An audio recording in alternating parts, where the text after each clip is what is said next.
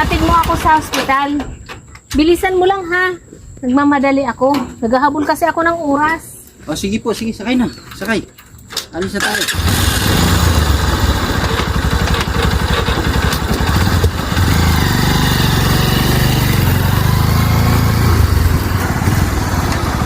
Sige ate, nandito na tayo sa ospital. Sige.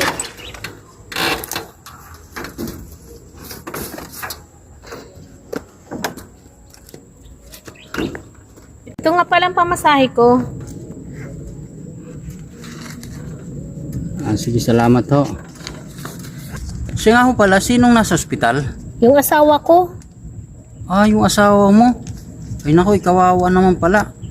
O sige ate, sa inyo na yung pamasahe niyo, hindi ko natatanggapin. Tsaka, ito idagdag mo, baka makakatulong. Ay, salamat ha. O sige ho. Ay, siya nga pala ate, bakit na ospital ang asawa niyo?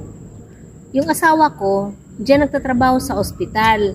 Kaya itong mga dala ko, yung budget niya, pagkain.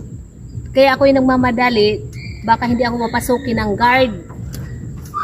At saka, may oras ang dalaw. Kaya diyan ka na lang muna. Salamat ka pala sa bigay mo ha. Ang bait mo pala.